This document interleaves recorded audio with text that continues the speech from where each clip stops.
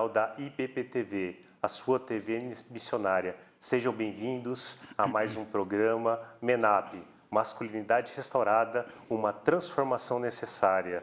Damos os bons dias aos irmãos, a todos que nos acompanham, e eu gostaria de fazer um pedido todo especial. Você que nos acompanha, aproveite essa oportunidade, compartilhe o link, o canal da IPPTV com seus amigos, familiares, vizinhos. Com isso, você estará também cumprindo o ID, sendo um missionário, levando a palavra do Senhor para aquelas pessoas que precisam receber uma palavra de aconchego, de cura, de transformação.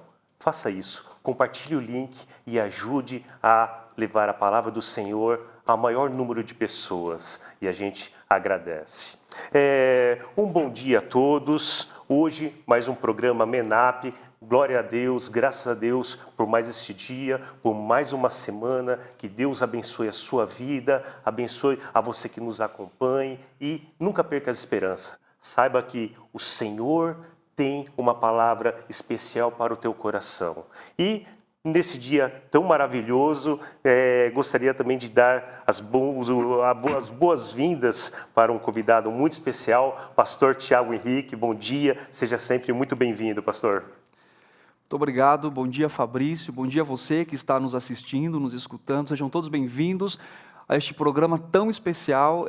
Estamos aqui com um convidado que já vamos apresentá-lo, mas que bom, Fabrício, mais uma vez estar aqui com você, estar aqui com os irmãos queridos, poder compartilhar a palavra de Deus e finalizar essa, como você gosta de dizer, essa temporada, essa maratona, né? E também hoje estamos aqui com o pastor Davi. Pastor, bom dia. Seja muito bem-vindo a este programa. Muito obrigado. É muito especial ter o senhor aqui conosco e poder ser ensinado, né, e também edificado e desafiado a um tema tão relevante e importante como a masculinidade bíblica. Com certeza, privilégio todo meu. Pastor Davi, ele é casado com a Carol Sul desde 1982. Acertou. Olha, tem 6 filhos, 18 netos. 18. Pastor Davi é formado em bacharel em Ciências Sociais, com mestrado em Teologia no Dallas e também doutorado. Pastor Davi é missionário no Brasil desde 1987, o qual serve na mesma igreja como pastor de exposição bíblica desde essa data, então.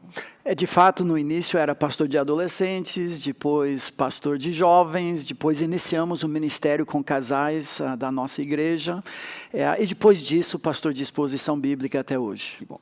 A igreja é a primeira igreja batista de Atibaia, a PIB, né, conhecida como PIBA de Atibaia. Assim. Então sejam todos bem-vindos para esse programa. Estamos aqui então com o pastor David. Fabrício? Sim, e o tema do programa de hoje é Procura-se Homens de Verdade. Nós que estivemos estudando o livro Homens de Verdade, do autor Richard Phillips, né? Então o tema de hoje é Procura-se Homens de Verdade. Trabalhamos tanto a respeito de vários temas, vários assuntos ligados à masculinidade, de acordo com a palavra de Deus, e para ouvirmos um pouco mais a respeito de o que é ser um homem à luz da palavra do Senhor, né? Um bom dia, pastor Davi, muito obrigado por aceitar o nosso convite de estar aqui conosco, é uma satisfação imensa, que seja um programa abençoado, viu, pastor?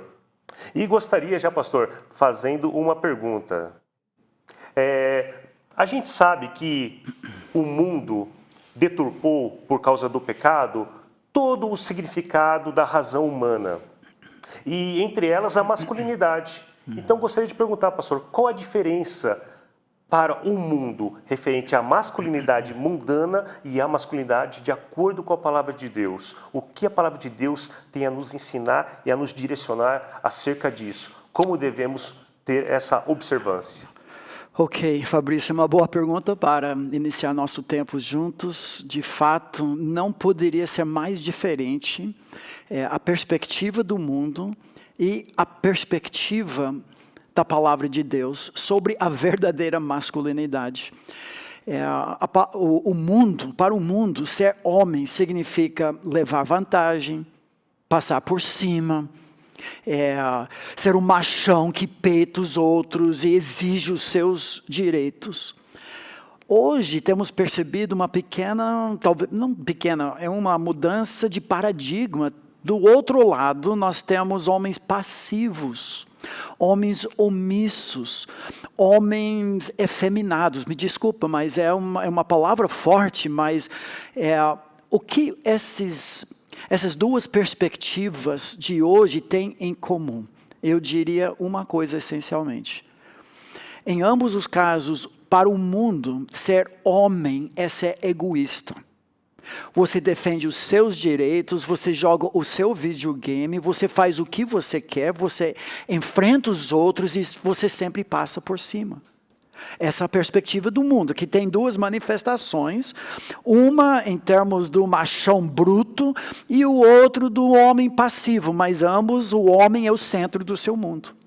A perspectiva bíblica é diametricamente oposta.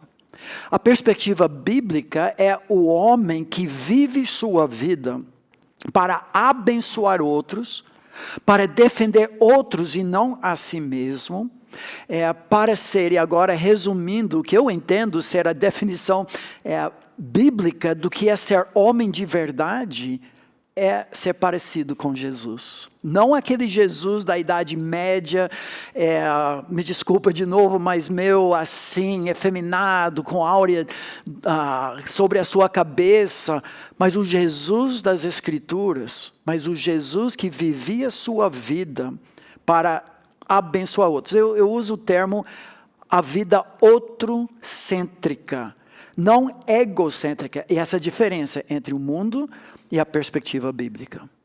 Sim, pastor, e a gente percebe que dentro desse contexto, a Bíblia nos convida a deixar o Espírito Santo agir no nosso ser, de acordo com o que o senhor falou, na nossa vontade, não permitindo que a nossa vontade seja o centro das coisas, mas sim a vontade de Deus, né?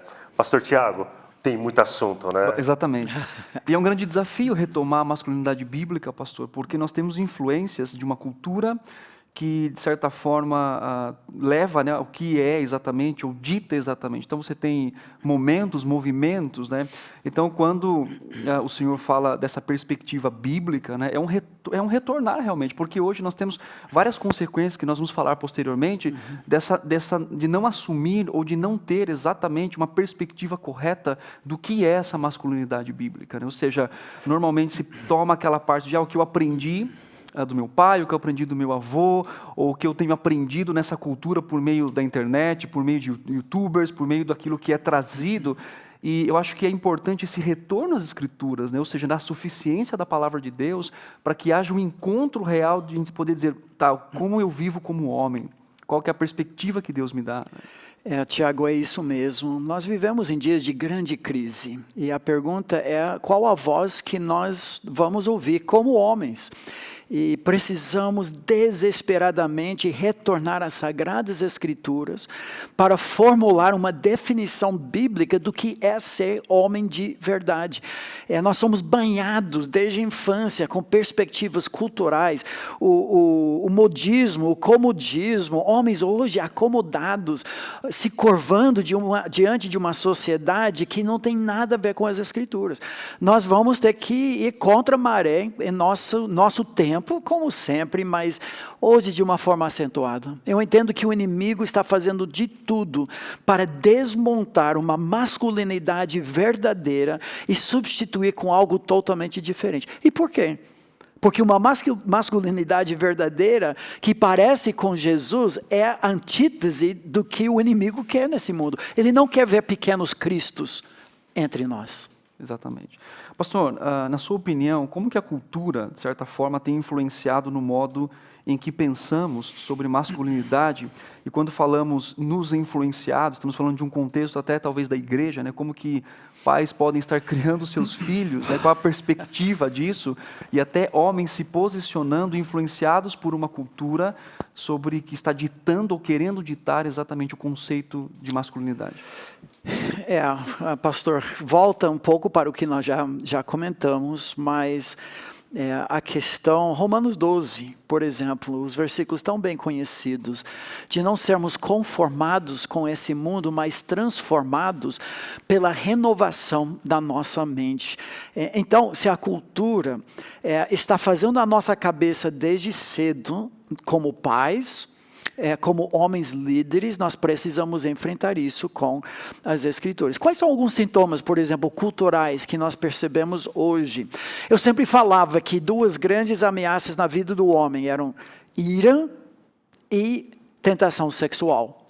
Hoje eu acrescento um terceiro, embora já apareceu no Jardim do Éden com Adão, a passividade. O que nós estamos enfrentando hoje são ondas de feminismo ou de machismo, mas que fazem com que homens sejam omissos, passivos, ficam o dia todo, chegam do serviço até, e a primeira coisa, egoisticamente, vão fazer é passar 2 a 3 horas jogando videogame. A esposa está fazendo tudo, trabalhou o dia todo, cuida das crianças, cuida do lar, e ele é acomodado. O feminismo trouxe para o homem uma vida muito boa, mas totalmente contrário que nós encontramos nas Escrituras. Nós, como pais, temos que começar cedo, com uma presença efetiva do pai na vida do seu filho. Claro que na nossa vida agitada, não é como a vida agrícola de tempos passados, 12 horas juntos na roça, mas nós temos que ser estratégicos como homens para tomarmos iniciativa, não sermos passivos e sermos os verdadeiros pastores da nossa família. Podemos conversar mais sobre isso, mas seria a minha resposta inicial. Muito bom. Fabrício? Sim. Pastor, para quem não acompanha o pastor Davi, o pastor escreveu um livro chamado O Homem Nota 10, né?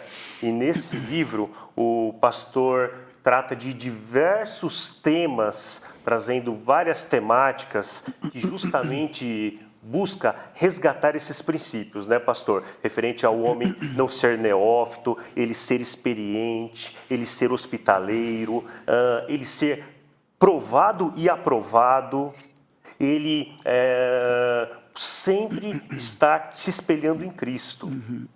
Pensando nisso, pastor, qual a importância então, do homem se relacionar dentro da igreja com outros homens? E como lidar com a realidade de homens isolados e solitários, né? Existe perigo nesse tipo de vida, porque muitas vezes o homem é aquele lobo solitário, né? Que diante do seu problema, dos seus dilemas, ele se esconde, ele fica guardando aquilo dentro de si e não compartilha com ninguém, não busca um homem sábio dentro da igreja, um pastor, uma palavra para o auxiliar. E a gente sabe que, biblicamente, vivemos na dependência do outro, fazemos parte do corpo de Cristo, né? Como lidar com essa situação, senhor? Ok, Fabrício, deu muita coisa aqui. Eu vou trabalhar nas duas partes da sua pergunta. Em primeiro lugar, você falou sobre a igreja. Eu vou tratar isso segundo, mas essa questão de homens isolados, esse problema é muito antigo. Começou em Gênesis capítulo 3.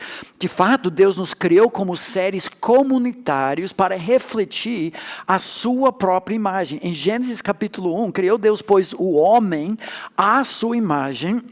A imagem de Deus o criou, homem e mulher os criou. Isso como reflexo do versículo 26, Gênesis 1, quando Deus fala pela primeira e única vez em toda a narrativa da criação, façamos nós, o homem singular, a nossa, plural, imagem singular. Então esse intercâmbio entre unidade, diversidade e comunidade, nós encontramos no tecido do que é ser humano.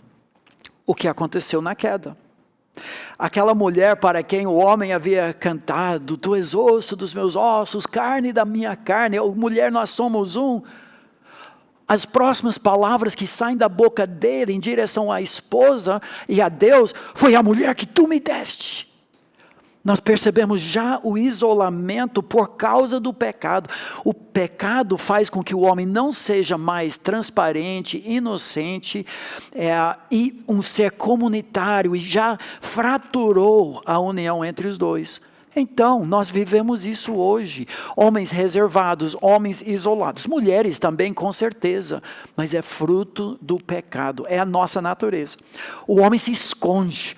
Em vez de assumir a culpa, como Jesus fez por nós na cruz do Calvário, ele fez o jogo do diabo, apontou o dedo no nariz da própria esposa e a culpou. Tem 2 versículos bem fascinantes dentro desta área, que tratam da vida do homem. Eu gosto muito do livro de Provérbios 18, eu queria ler, que falam sobre esse isolamento. Provérbios 18, versículo 1 diz assim: o solitário busca o seu próprio interesse e insurge-se contra a verdadeira sabedoria. Versículo 2, o insensato não tem prazer no entendimento, senão em externar o seu interior. Esses 2 versículos resumem o que muitos homens vivem hoje. Vida de ilha, vida isolada e, essencialmente, é uma vida egocêntrica. E nós entendemos que pelo Espírito Santo de Deus, pela palavra que habita em nós, nós que tendemos a ser isolados, afastados, culpando os outros, protegendo a nós mesmos, podemos viver a vida outrocêntrica de Cristo Jesus e demonstrar aos poucos, pela graça, aquelas qualidades de caráter que trabalhamos, por exemplo, no livro Homem Nota 10. Manifestação disso, em primeiro lugar, vai ser no relacionamento marido-esposa, reconstruindo aquela imagem do próprio Deus Trino e do amor de Jesus para com a igreja. Depois disso, no relacionamento pai-filho, que também foi fraturado no jardim, a dor da esposa, também do marido, e que em Gênesis 4 evidenciou-se com um irmão matando outro irmão. Deus vai restaurar esse relacionamento e o pai vai ser o pastor dos seus próprios filhos, líder do lar. Depois manifesta-se na igreja, que é a família de Deus, e nós vamos ter homens ocupando os seus devidos lugares de liderança, relacionando-se com outros homens, e vai estender até a sociedade também, em muitos aspectos. É isso. Eu gostei muito da sua fala, pastor, porque quando o senhor falou sobre ser solitário ou ser isolado, normalmente nós temos um conceito cultural, filosófico, até psicológico, de que isso faz parte da personalidade, da construção do homem, ou então você se adapta, ou você aprende, né, a conviver com isso no sentido de que outras pessoas devem entender, traçando aquele perfil que nós temos muitas vezes na sociedade, do que é o homem, do que é a mulher.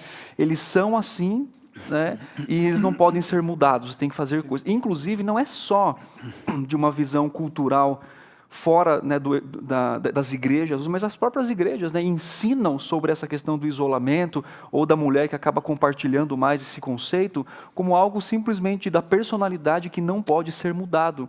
E quando o Senhor me diz que isso é um resultado do pecado, então isso me faz entender que eu tenho que ter a consciência de que eu vou ter a tendência pecaminosa de viver de forma isolada, mas como homem, porque o isolamento ele nos tira da responsabilidade de cumprir a nossa masculinidade bíblica. Com certeza. Então eu olho para a graça de Deus, eu olho para a pessoa de Cristo, eu olho para o desafio daquilo que o Evangelho me traz, então eu não devo conformar com essa vida de isolamento, porque muito do que nós temos falado nas igrejas hoje, e isso é um tema aqui, os nossos, que as pessoas que nos acompanham também compartilham isso, né, a dificuldade de lidar com o isolamento de homens da igreja. Então, não é só uma questão de personalidade, não é só uma questão de estrutura, é uma questão do que o pecado afetou o coração deste homem. E o isolamento tira as oportunidades dele ser um líder, dele influenciar sua família, dele exercer o seu ministério. Então, eu não me adapto,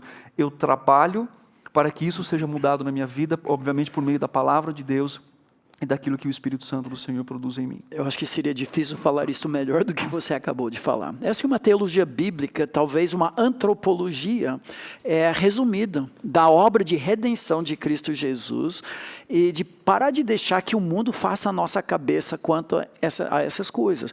Tudo bem que a mulher se relaciona mais naturalmente, tudo bem. Só que na vida cristã nós não estamos falando sobre o natural, mas o sobrenatural. Estamos indo contra a maré. E homens, dada a oportunidade de se abrir, de se relacionar, esse é o brilho, a extrema necessidade do ministério com homens na igreja local. Porque nós precisamos proporcionar o que o mundo não proporciona. O mundo isola, mas a igreja ajunta. Voltando para a questão, Fabrício, que você levantou. E nós precisamos criar, eu sei que vocês, essa paixão de vocês, a razão desse programa, nós precisamos disso. Depois eu conto uma história de como fizemos isso na igreja, que me chocou, como homens estão prontos e desejosos de abrir seu coração, mas muitas vezes não têm oportunidade. Pastor, no seu livro, O Homem Nota 10, tem um tópico que é o homem como sendo hospitaleiro. E o que acontece é muito importante, porque principalmente numa grande metrópole como a nossa, temos uma tendência natural de sermos mais frios, menos aconchegantes, no sentido de acolher as pessoas e também de não se envolver muito com as pessoas. E isso também faz parte da natureza pecaminosa. E quando você tem na igreja homens hospitaleiros, naturalmente, consequentemente, você também terá uma igreja hospitaleira, acolhedora, porque a pior coisa que tem é muitas vezes você está precisando de um conselho, de uma ajuda, e você não consegue encontrar uma pessoa capaz de se interessar pelo seu problema. Então, é uma via de duas mãos. Tanto precisamos buscar ajuda, como precisamos também nos preparar para ser bênção na vida das outras pessoas. E no seu livro também fala muito a respeito do homem ser preparado, do homem não ser neófito, estar ali preparado para as circunstâncias da vida e ser um instrumento nas mãos de Deus para abençoar outra vida. Então, tudo isso ajuda no contexto de quebrar o que? Esse isolamento, né, pastor? Fabrício, você comenta essa questão do livro. Eu não inventei nada. O livro Homem Nota 10, de fato, é um estudo bíblico de 1 Timóteo 3 e Tito 1. São os dois textos principais da palavra de Deus, de retorno às Escrituras, né, Tiago? Em que nós enumeramos as qualidades de caráter do líder, presbítero, pastor e também diácono. Porém, quando você olha para aquela lista, é uma verdadeira descrição de caráter de todo homem. Talvez com a pequena exceção de apto para ensinar, embora eu entenda que eu sou professor da minha esposa, pastor dela, dos meus filhos, até nisso. Mas em termos da igreja, e aquelas características traçam o perfil da vida de Cristo e uma vida, desculpa bater na mesma tecla, outrocêntrica. Ser homem é viver para abençoar outros. Hospitaleiro não é só receber em sua casa um mendigo. São muitas as maneiras onde esse amor ao estranho, pessoa que não vai me beneficiar, essa vida de Cristo em nós, não é natural, é sobrenatural. Só o Espírito de Deus, pela palavra de Deus, vai produzir essas características de Deus. Pastor, dentre tantas coisas que nós temos que lidar nas Escrituras e que perdemos, às vezes, o conceito daquilo, a importância, uma das expressões importantes, inclusive o senhor escreve isso no seu livro, sobre o conceito, a perspectiva bíblica do homem de Deus, né? Então, particularmente, eu vejo que perdemos isso de uma forma significativa e, ao mesmo tempo, atribuímos isso àqueles que estão de alguma forma pregando o evangelho ou são pastores e dizer, não, aquele é um homem de Deus. Mas na verdade a Bíblia abrange esse conceito, essa expressão, né, de uma forma talvez universal dentro da questão do chamamento, né, de Deus para aquele homem cristão. Qual que é o conceito bíblico dessa expressão homem de Deus? Tiago, você tocou num assunto que me frustra e me irrita, às vezes, até mesmo com a minha pessoa. Ainda bem que vocês não fizeram isso. Mas eu vou palestrar, ministrar junto com a minha esposa, uma conferência de casais, de famílias, e sou apresentado por alguém que não me conhece, nem passou 5 minutos comigo, mas sabe que escrevi alguns livros, dei alguma palestra e falar, nós temos aqui conosco um homem de Deus. Eu fico arrepiado. O fato de escrever um livro, pregar um sermão, não é como Deus define o que ser um homem de Deus. Um homem de Deus parece com Cristo. O homem de Deus manifesta-se à luz da palavra de Deus em casa. O lar é o lugar onde as máscaras douradas, que eu posso usar aqui diante da tela, das câmeras, eu posso fazer no púlpito, entre amigos até, mas é quando eu chego em casa, e aquela máscara dourada, pesada demais na plateia, diante da plateia, cai. E agora eu revelo o meu coração, a essência do nosso ser. Esse é o homem de Deus. Você quer saber se alguém é homem de Deus? Você pergunta para a esposa. O seu marido é cada vez mais parecido com Jesus? E vai ver ele encolher, talvez, e eu também. Pergunta para seus filhos, pergunta para seus netos, pergunta para seu cachorro, bicho de estimação. Provérbios até fala que o homem revela o seu coração da maneira como trata seu bicho de estimação. Porque é no anonimato, é por trás do insufilme da nossa vida que nós revelamos o nosso coração. Ser homem de Deus é ter um coração como Deus, parecido com Jesus.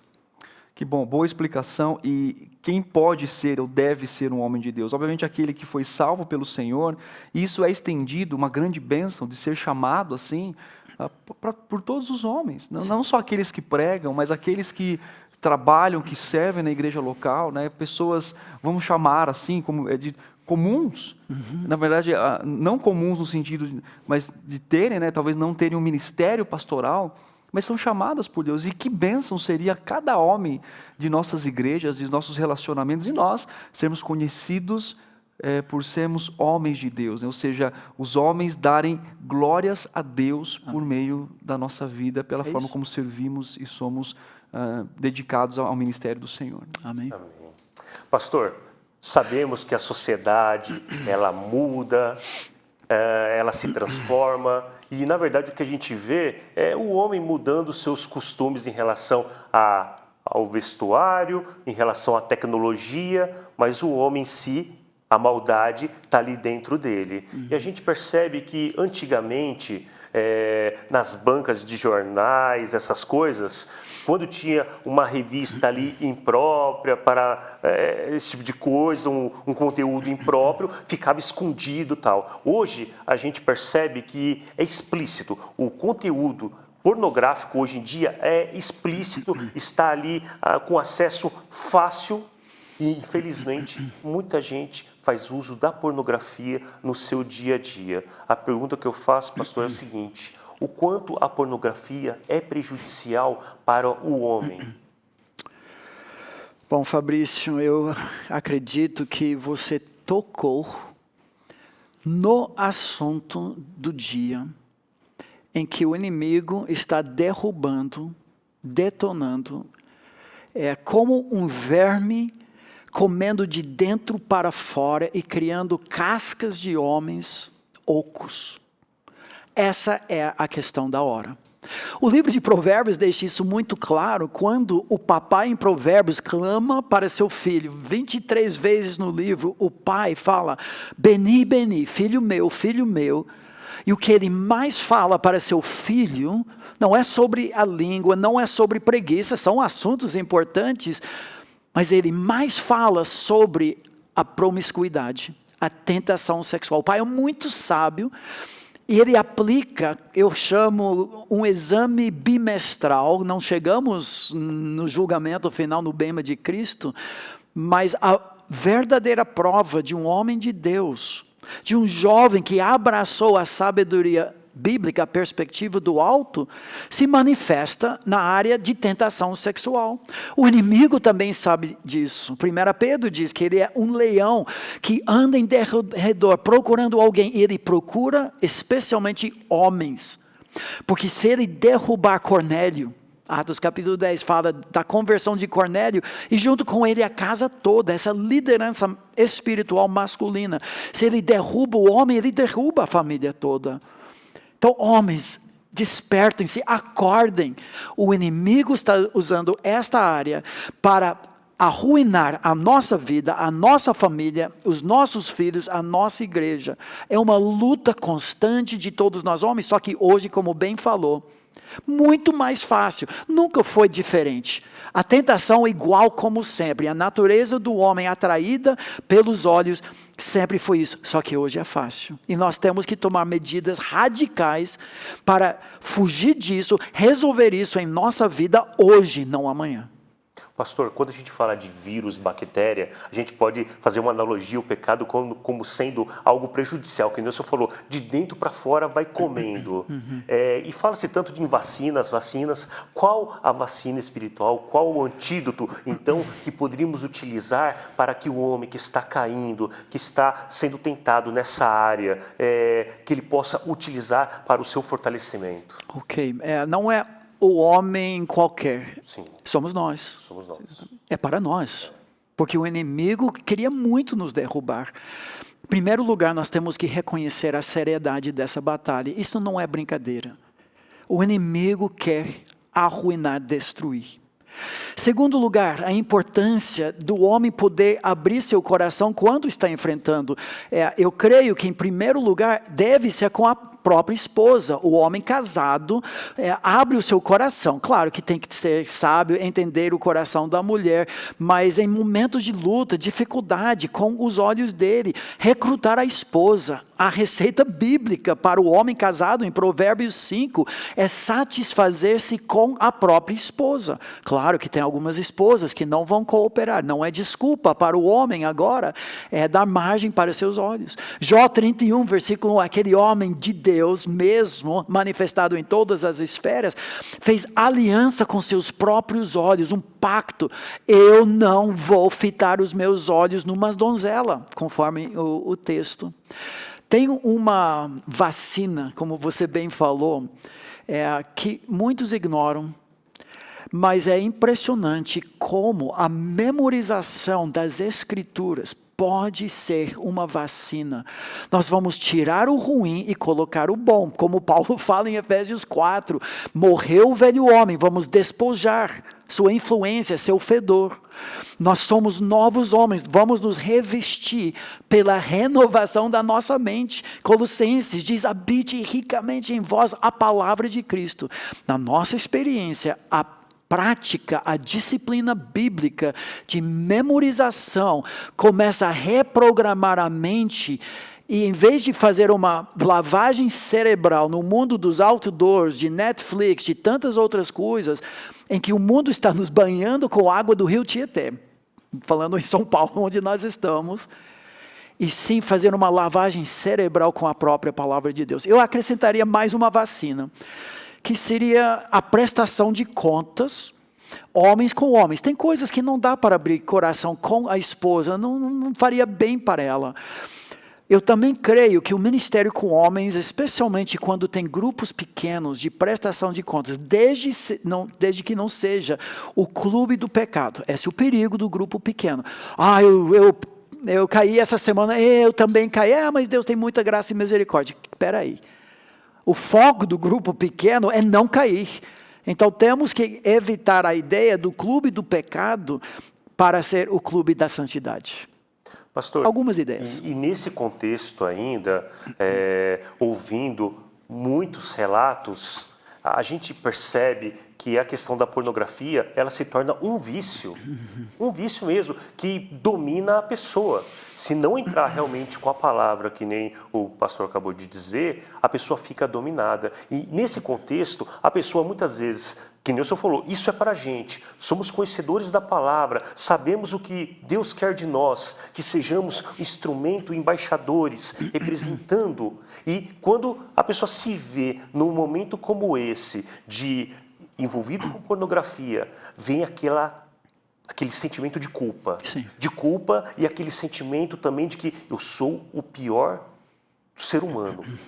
E eu não tenho mais jeito. Não tem mais jeito, pastor? Nunca podemos dizer isso à luz das Escrituras. O ladrão da cruz, de último momento da sua vida, a graça de Deus se estendeu para ele. É um pecado sério. É um pecado diferente de muitos outros. Embora não falemos em pecadinho, pecadão, mas nas Escrituras, esse pecado, Provérbios 6 deixa isso muito claro, é extremamente sério. Então não quero diminuir em nada. Ao mesmo tempo, todos nós vamos lutar com isso até o final da nossa vida. E nós vamos ter altos e baixos, momentos de vitória e momentos de derrota. Nós somos frágeis. Eu amo o Salmo 103, que diz que Deus, como bom pai, conhece a nossa estrutura, Ele sabe que nós somos pó e Ele se compadece de nós. Então tem aquela graça de se levantar de novo, e avançar. E eu creio que o homem que está nessa luta precisa procurar ajuda. Precisa de alguém como estaca firme ao seu lado, não uma pessoa perfeita, mas para se amarrar por um tempo, até criar disciplinas e vitória, ter vitória sobre esse pecado. Às vezes nós olhamos só para as derrotas, mas digamos que a derrota vai diminuindo de frequência, temos que olhar para essa vitória também. Antigamente eu assistia 3 vídeos pornográficos por dia, e agora por causa da palavra de Deus, faz tempo que eu não faço isso, mas semana passada eu caí de novo. Olhe para esse período de tempo de vitória, levanta a cabeça e vá em frente, mas procure ajuda. Sim, esse pecado, né, de pornografia, ele tem enredado muitos corações. A gente trabalha com aconselhamento bíblico que quase a maioria, ou se não, sei lá, uns 90, 98% dos homens ou estão ligados. A gente divide, por exemplo, aquela pornografia velada. O que é a pornografia velada? Aquele homem que não tem ainda a coragem de procurar um vídeo, mas ele fica passeando pelo Instagram e vendo moças ali, então, que tipo, né, a gente chamamos de velada, quer dizer, está ali, livre, né, não tem lá uma tarja dizendo para maiores de 18 anos, né, isso também é indiferente. E existe também aquela pornografia intensificada, onde ele procura, né? E é muito importante entender nesse conceito, de Romanos também explica para nós, essa espiral descendente, né? Quer dizer, o nível que esse homem está envolvido com a pornografia e o quanto aquilo faz parte da vida dele. E obviamente, como o pastor disse, e isso me traz muita esperança, tanto no trabalho de aconselhamento, quanto também nas lutas pessoais de dizer, olha, a graça de Deus, ela é disponível para que nós possamos vencer os nossos pecados e as nossas falhas, né? Porque às vezes a ideia do homem é continuar na solidão por vergonha de compartilhar o seu pecado, com vergonha de procurar, mas mais vergonhoso é continuar no pecado, tentando criar uma estrutura para esconder tudo isso, enquanto a graça, né, a perdão. O próprio fato, eu não gosto muito de citar estatísticas, mas ajudam em alguns aspectos. O fato do homem saber que essa é a luta de todos nós, de homens de Deus e de homens comuns, como você comentou antes, pode ajudar nesse sentido. Não para dizer, se tem 98%, então eu estou bem, eu estou junto com os outros, ou para entender essa luta de todos nós, não tem razão para eu me esconder. Aquela ideia, Fabrício mencionou e você tocou também, de um vício, de um espiral, a analogia de drogas. Porque a pornografia, a satisfação sexual virtual exige cada vez mais. E a tendência é uma armadilha do inimigo. Quem acha que pode beliscar o pecado, o queijo do pecado, e não ser pego, se engana. Porque tentação tenta. Eu só queria acrescentar mais uma coisa, talvez prática. Todas essas ideias, prestação de contas, conversar com a esposa, memorizar as escrituras, tudo isso é essencial, mas também devemos ser bem práticos. Imagino vocês, nós, eu e minha esposa, temos práticas, disciplinas de não entrar em sala de chat com uma pessoa do sexo oposto, ficar trocando figuras, ideias. Eu não dou carona para alunas, por exemplo, do seminário onde eu leciono. Eu tento sempre ter meu computador num lugar exposto, aberto. Com o celular fica mais difícil. Existem filtros. Eu fiz isso com meus filhos homens. Eu tenho 3 filhos homens já criados. E a pedido deles, nós usamos sites da internet, eu estou meio desatualizado agora, mas de prestação mútua com meus filhos homens. Eu falava como pai em Provérbios, cedo com eles, não cedo demais, mas cedo o suficiente. E esses programas mostravam sites questionáveis, sites de bandeira vermelha. Eles recebiam relatório do papai e o papai recebia relatório dos filhos, enquanto na faculdade. Então, há medidas práticas para não, como Romanos diz, fazer provisão pela carne. Eu odeio o pecado, então vou fazer tudo possível para fugir disso. Muito obrigado, pastor. Bom, essa pergunta que eu vou fazer é uma pergunta que muitas pessoas têm feito com relação ao nosso desenvolvimento de temas, a masculinidade bíblica, do ministério com homens da igreja local. Então a pergunta é, quais são os seus conselhos, pastor, para as igrejas, para os irmãos, para os líderes de ministérios de homens que estão nos assistindo ou que vão nos assistir ainda, quais são os seus conselhos para essas igrejas, esses líderes que querem desenvolver um ministério bíblico para homens, ou ministério bíblico de homens? Quais os primeiros passos que devemos tomar? Ok. Primeiro, Tiago, quero dizer que depois do ministério de púlpito, de exposição bíblica sistemática das Escrituras, eu creio que o próximo ministério fundamental de uma igreja local deve ser o discipulado, acompanhamento de homens como verdadeiros líderes do lar. As nossas igrejas tendem a ter ministérios com crianças, ministério infantil, juniores, adolescentes, jovens. Nós temos ministérios com moradores da rua, com skatistas e tudo mais.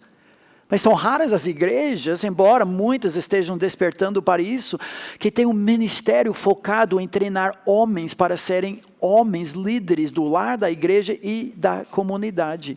Então, depois do ministério de exposição bíblica séria do púlpito da igreja, eu entendo que esse é o ministério. Agora, pode ter multiformes manifestações. Eu diria, se sua igreja não tem nada assim, comece devagar. Como nós fizemos, eu fiz na nossa igreja muitos anos atrás. Agora esse ministério está decolando com nova liderança e tudo, mas comece com um evento, 2 por semestre de homens, um churrasco com um breve estudo bíblico, divisão em grupos pequenos, só para uma oração, ninguém precisa orar, algo bem simples. Eu iniciaria ou uma classe de escola bíblica, se é que a sua igreja tem, ou algum tipo de ministério em grupo pequeno. Uma experiência que eu mencionei antes, que eu queria compartilhar anos atrás. Eu e a minha esposa sempre dávamos aula de casais na nossa igreja. Eu gosto muito de expor as escrituras por 40, 45 minutos e 15 minutos no final para discussão em grupos. O que acontecia? Chegava um grupo de 3, 4 casais e as mulheres falavam. E falavam bastante. E não tem nada errado com isso, mas os homens, aquele silêncio de Adão, mudos. Eu falei, nós precisamos de uma classe para homens. O material do livro Homem Nota 10 foi cobaia naquela matéria, aqueles homens eram cobaias. Iniciamos a classe. Primeiro domingo, tinha 80 homens que foram para aquela classe, entre muitas opções. Acho que tocamos no nervo. Mas será que vai dar certo? Expor as escrituras, 40, 45 minutos, e dividir os homens para compartilhar. Eu fiz isso, pensei. Nós servimos almoço na nossa igreja, um almoço missionário. 11h45, dividi em grupos. Eu pensei, 11h50 não vai ter um homem nessa sala. Qual foi a minha surpresa? Os homens começaram a falar. Num grupo de 3 ou 4 homens, começaram a expor o seu coração. 11h50, 11h55, toca o sino do almoço, todos os homens. 12h05, o primeiro grupo fez uma oração e foi correr para a fila do almoço da nossa igreja. 12h15 ainda tinha homens falando. Então, dando essa oportunidade, ou através de uma classe para homens de escola bíblica, ou através de um grupo piloto, o que eu faria? Juntar um grupo de homens que querem crescer como homens, pegaria um material, um currículo bíblico sério, um livro para estudar, tentamos com o Homem Nota 10, mas tem hoje vários livros, e fazer um tempo de ler, interagir, orar e compartilhar o coração. Mas esse grupo piloto seleto a mão, porque esses 5, 6, 8, 10 homens, depois eu quero reproduzir. Talvez 6 deles serão líderes de outros grupos.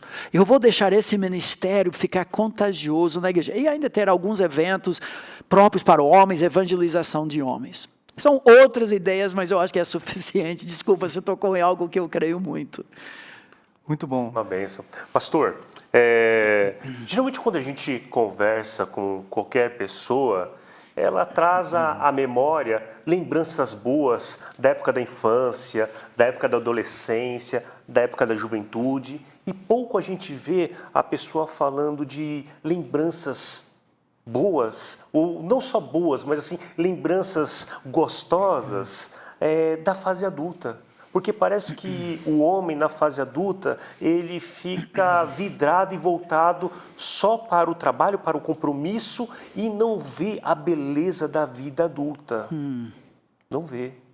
E, por incrível que pareça, geralmente a pessoa passa o maior tempo dentro da vida adulta, e não na adolescência e na mocidade, e sim na vida adulta. Sim. E parece que não consegue saborear a vida adulta. E a gente sabe que saborear a vida só com Cristo.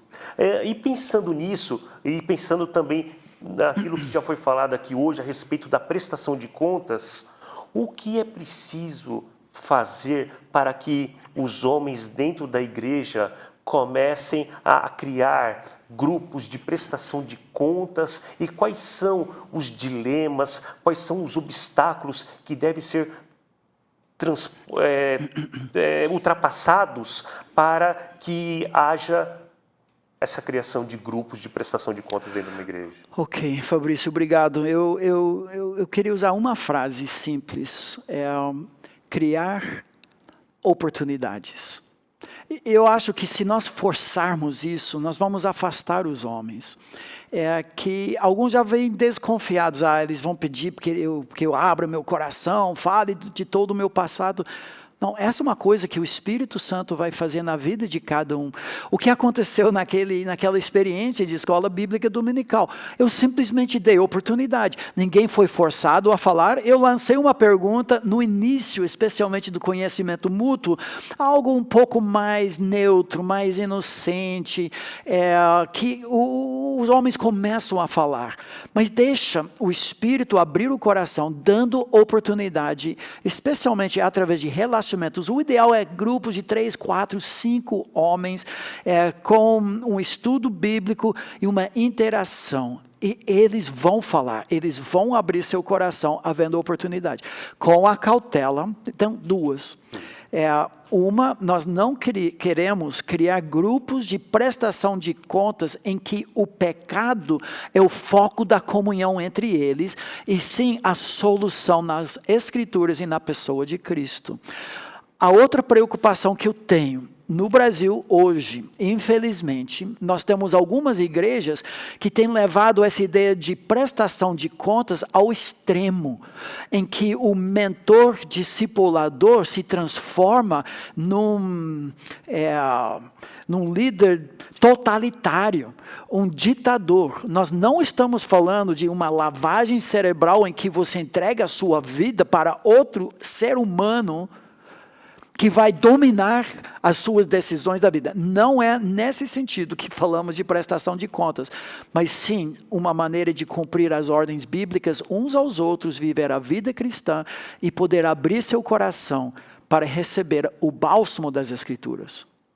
E, pastor, pensando também nessa questão da prestação de contas, né, o senhor citou sobre muitos conceitos que acontecem, é exatamente muitas prestações são para causar dependência, né? Ou seja, você vai tomar uma decisão, você precisa me ligar, você precisa dizer onde você vai e quando você vai. Quando nós tratamos sobre prestação de contas, nós estamos falando, né, de uma voluntariedade por parte daquele homem em dizer o seguinte: olha, eu identifico na minha vida um pecado ou uma fraqueza, e eu preciso caminhar com outro homem para que Deus, por meio da vida dele, me ajude, me incentive, né, e eu possa ser mudado e transformado. E é interessante, pode começar de uma forma geral, mas a prestação de contas, né, ninguém consegue prestar contas da vida toda, em todo o tempo, e ninguém pode também ajudar de toda a vida.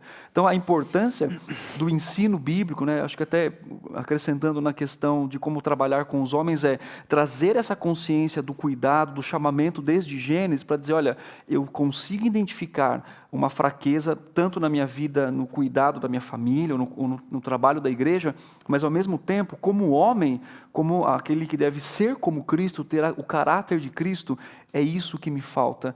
E né, nesse momento estou lidando com isso. Então, como que esse relacionamento pode ajudar? Legal. Porque não é só... Porque esse é o problema, e eu sei que essa é a pergunta constante, inclusive das pessoas que nos assistem, dos irmãos que nos acompanham. Mas eu vou abrir a minha vida, a expressão prestar contas, não é muito legalista, não. É quando você entende, eu sou fraco, eu preciso. Eu considero que Deus vai usar a vida de outras pessoas, de outros homens, né, para que eu possa crescer a imagem de Cristo. Então, eu voluntariamente tomo essa decisão de dizer, pastor Davi, por favor, eu tenho uma fraqueza, um problema com as minhas devocionais, ou com falar com os meus filhos, eu quase não falo com eles. Você poderia me cobrar semanalmente, me ajudar a refletir a respeito disso, nesta área da minha vida?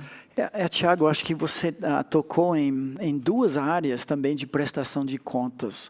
Nós temos no aconselhamento bíblico situações de crise, de urgência. Eu como conselheiro, junto com a minha esposa, aquela ideia de uma estaca. Vamos dizer que eu plantei um pé de tomate. E vem muitas tempestades, e por um tempo eu preciso de uma estaca que fica ao lado amarrado. Com o tempo, aquela planta se fortalece e a estaca não é mais necessária. Então, nós não estamos falando nessa esfera de algo permanente, o resto da minha vida. Nós temos também o que a Bíblia fala de melhores amigos, maiores amigos, que inclui a esposa, os filhos, e uma, duas, talvez três pessoas no máximo que têm essa intimidade, talvez ao longo da minha vida. Então nós podemos separar.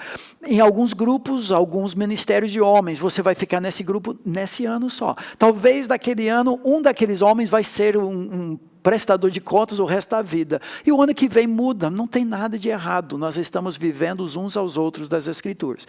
Mas tem dois tipos. Eu queria até sugerir isso. Eu sei que é difícil para muitos por causa da história.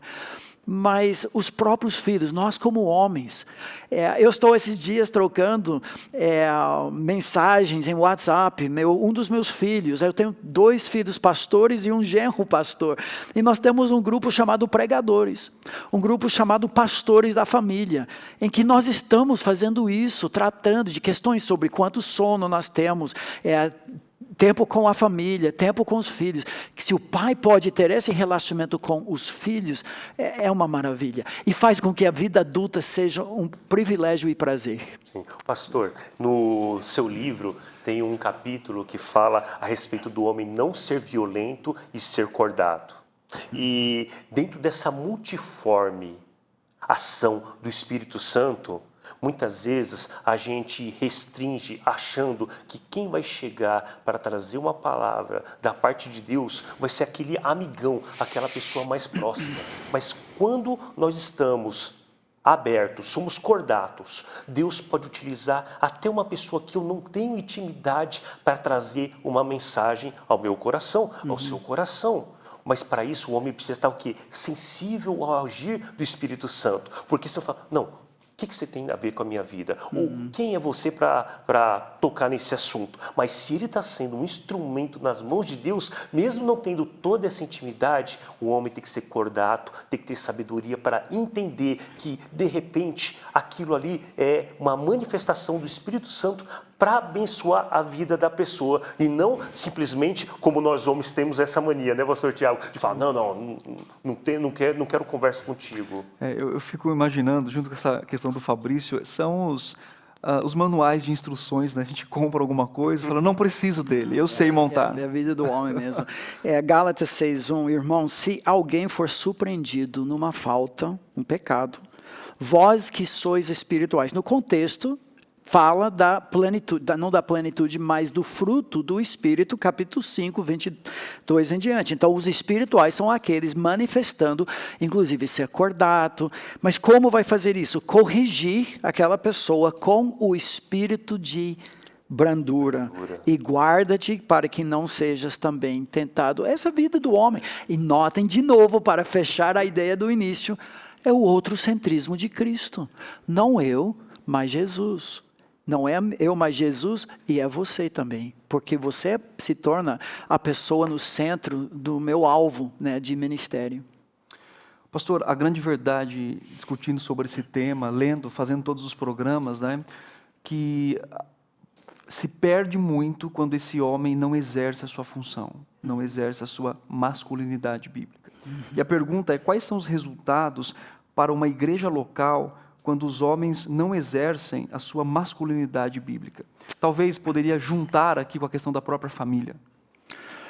Ok, como nós vemos em Gênesis capítulo 3, eu acho que já temos esse exemplo claríssimo nas Escrituras.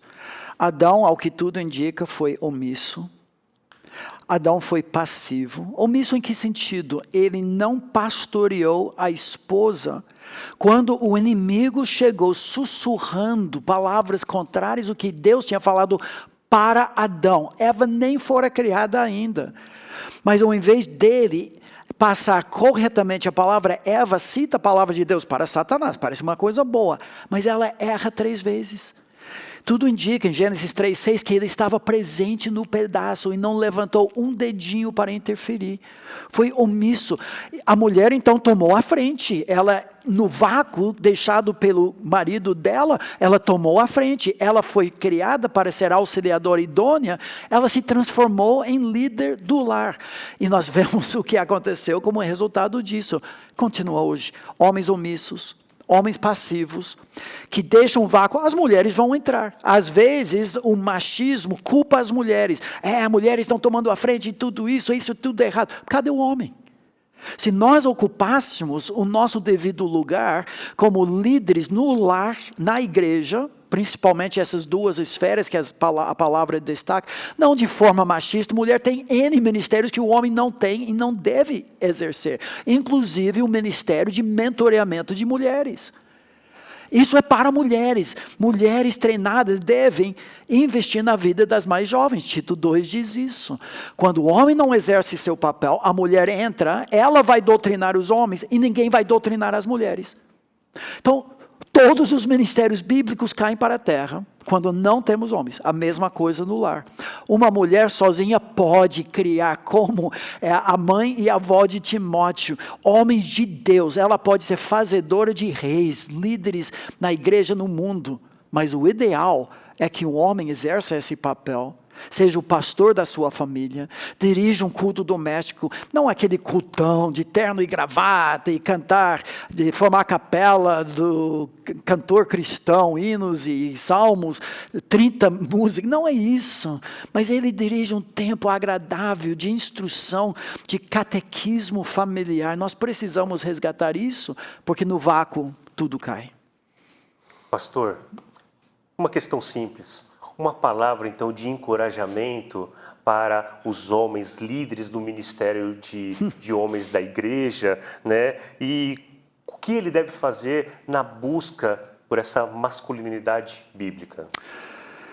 Ok, Fabrício, como eu já deixei muito claro, eu creio que esse é o ministério estratégico que nós precisamos resgatar na igreja local.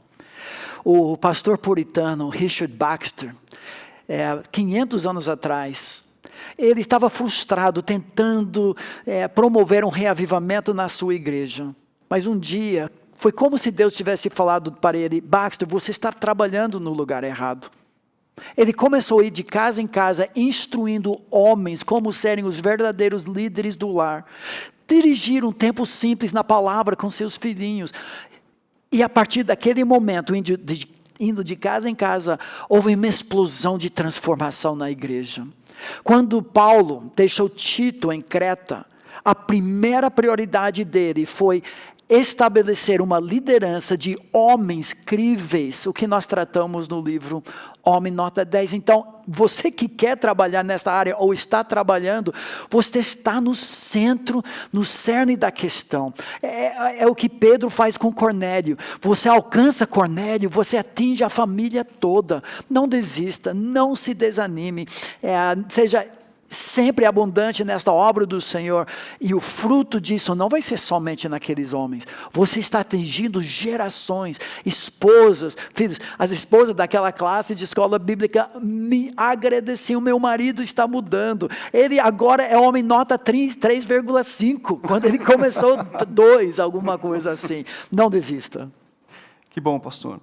Eu gostaria, pastor, por favor, que o senhor falasse das duas obras que o senhor tem aqui, Lar, Família e Casamento e Homem Nota 10, inclusive até referenciando para aqueles líderes de ministérios com homens que quiserem um bom material para estudar, para entender um pouco mais a prestação de contas. Por favor, pastor. Ok, pela graça de Deus, nós temos 17 livros escritos, publicados pela editora Hagens. Falamos muito sobre esse livro, Homem Nota 10. É bem parecido com o título do próprio Hernandes Dias Lopes, que tem o livro Mulher Nota 10. Não sei se ele ficou bravo comigo, mas foi a editora que colocou esse título. E já falamos bastante. É um livro escrito para líderes de grupos familiares, de homens, para discipulado de um pai com seu filho júnior, talvez adolescente, um discipulado, aconselhamento de homens dentro dos padrões de Deus. Então, um texto simples, escrito com perguntas estratégicas para grupos pequenos. Editora Hagens, Homem Nota 10.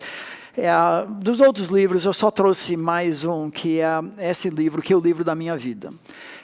Saiu ano retrasado, já está na 2ª edição. É um comentário bíblico chamado Lar, Família e Casamento, em que, ao longo de 30 anos de ministério nesta área, nós fizemos exposições bíblicas, ou seja, mensagens em todos os textos da palavra de Deus que tratam especificamente da família. 43 textos, como se fosse ouvir uma mensagem, mas o texto é explicado e aplicado principalmente no contexto familiar.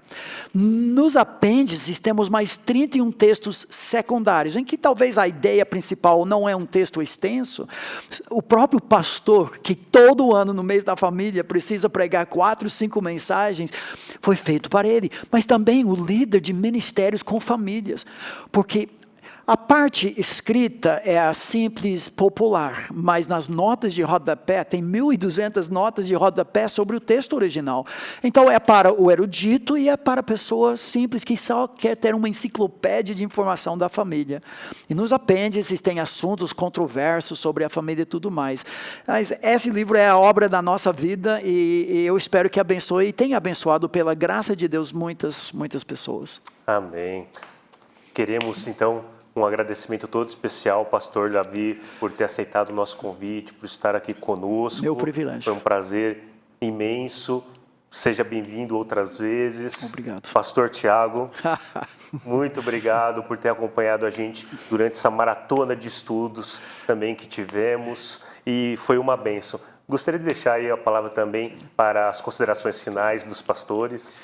Pastor Davi, agradeço muito por estar aqui conosco nesse tempo.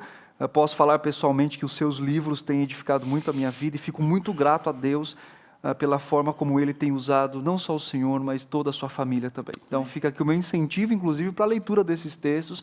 Se você é daqui da IPP, você pode procurar a livraria, que lá tem os 2 livros e mais livros também do pastor Davi. Então você pode procurar, para que você possa ser edificado também com aquilo que ele expõe a respeito da palavra de Deus. Mas também agradeço a você que nos acompanhou nessa série de estudos a respeito de homens de verdade. Foi um grande desafio, porque esses estudos não só falaram aos corações de tantos irmãos e irmãs que nos acompanharam, mas também foi um desafio particular, foi um desafio para nós. E isso é importante entender, que o que nós estamos falando aqui é também para o nosso coração. E quantas conversas rendeu este estudo pós-programa sobre como devemos lidar e trabalhar com o nosso próprio coração, aqui num café, num bate-papo, né, Fabrício? Então eu te agradeço muito por acompanhar e incentivo, né, de tudo que o pastor Davi disse, o que nós conversamos até agora sobre o trabalho de masculinidade na igreja. E eu gostaria também de deixar uma esperança para aquele líder de homens que às vezes compartilha: pastor, os homens são assim na minha igreja, eles não querem participar. Não desista, saiba que a obra vem da parte do Senhor. Exponha as Escrituras com amor, com zelo, né, lembrando esses homens e lembrando a si próprio de como deve lidar com o próprio coração. E com certeza o Senhor irá trabalhar conforme a sua vontade, o seu querer. Não desista, mas que seja um ministério e que se levantem homens em nossas igrejas resgatando o princípio de masculinidade bíblica. Isso vai ser obviamente uma grande bênção. Pastor Davi.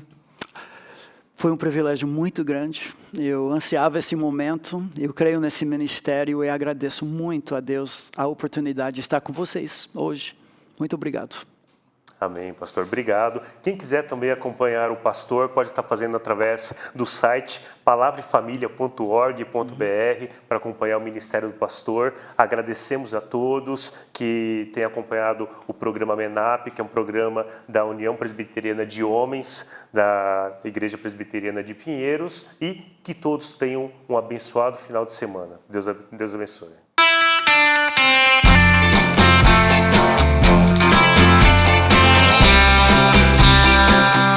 We